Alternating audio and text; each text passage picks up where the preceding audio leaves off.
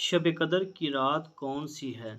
شب قدر کو اللہ تعالیٰ نے رمضان المبارک کے آخری عشرہ کی طاق راتوں میں چھپایا ہے تاکہ بندے اس عظیم نعمت کی قدر کرتے ہوئے کم از 5 راتوں میں عبادت کا اہتمام کریں اور اپنے شوق عبادت کا اپنے معبود کے سامنے اظہار کریں۔ حضرت عبادہ بن صامت رضی اللہ تعالیٰ عنہ سے روایت ہے۔ ترجمہ: نبی کریم صلی اللہ علیہ وآلہ وسلم ایک دن اس لیے باہر تشریف لائے کہ ہمیں شب قدر کی اطلاع فرما دیں، مگر 2 مسلمانوں میں جھگڑا ہو رہا تھا۔ ان حضرت صلی اللہ علیہ وآلہ وسلم نے ارشاد فرمایا کہ میں اس لیے آیا تھا کہ تمہیں شب قدر کی اطلاع دوں، مگر فلاں فلاں شخصوں میں جھگڑا ہو رہا تھا، جس کی وجہ سے اس کی تعین میرے ذہن سے اٹھا لی گئی، اور شاید یہ اٹھا لینا تمہارے لیے بہتر ہو۔ حکیم علامت مولانا اشرف علی تھانوی رحمۃ اللہ علیہ تحفہ رمضان میں فرماتے ہیں، بعض حضرات فرماتے ہیں کہ وہ 2 اشخاص جو اس موقع پر جھگڑنے لگے تھے، ان میں ایک کا نام عبداللہ ابن ابی حضرت رضی اللہ تعالی عنہ ہے اور دوسرے کا نام کعب ابن مالک رضی اللہ تعالی عنہ تھا۔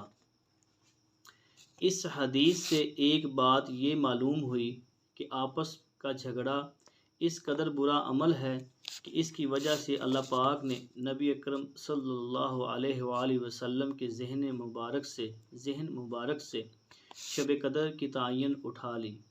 اس لیے ہمیں باہمی جھگڑوں کو ختم کرنے کا اہتمام کرنا چاہیے اور ایک دوسرے کے ساتھ پیار سلوک سے رہنے کی اللہ تعالیٰ توفیق عطا فرمائے۔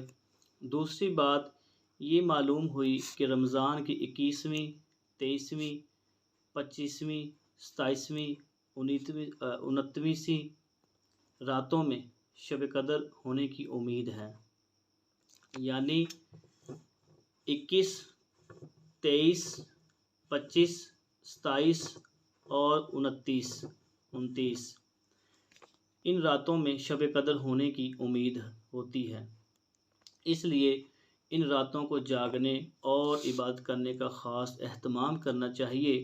رسول کریم صلی اللہ علیہ وآلہ وسلم کا ارشاد ہے۔ ترجمہ: شب قدر کو رمضان کے آخری عشرہ کی طاق راتوں میں تلاش کرو۔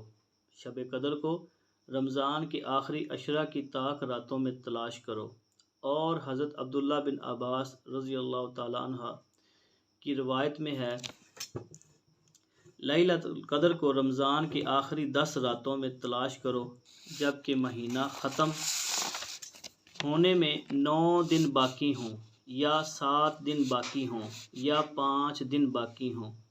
اکثر اہل علم نے اس کا مطلب یہ لیا ہے کہ حضور صلی اللہ علیہ وآلہ وسلم کی مراد اس سے طاق راتیں ہیں۔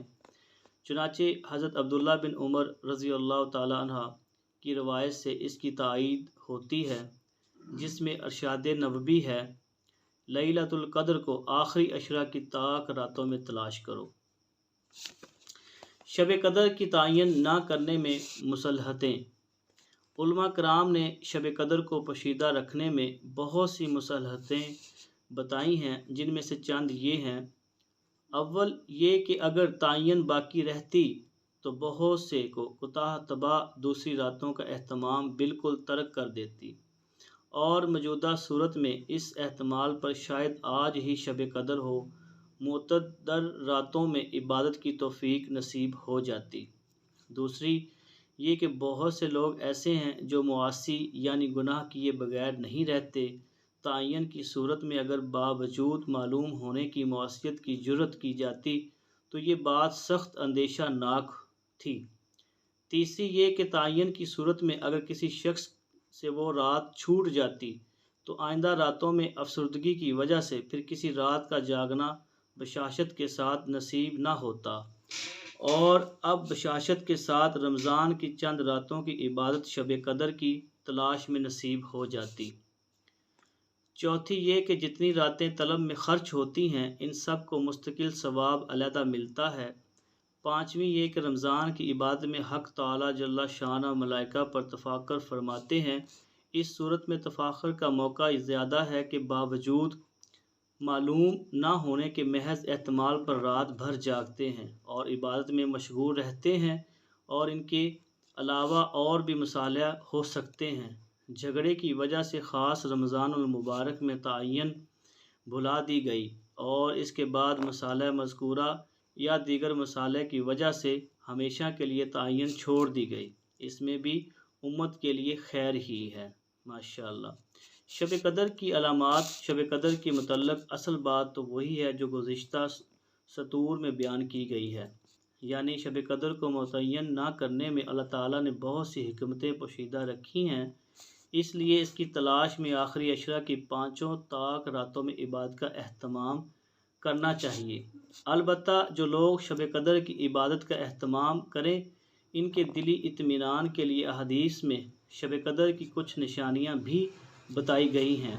جس رات میں وہ نشانیاں پائی جائیں، اس رات کی شب قدر ہونے کا قوی امکان ہے۔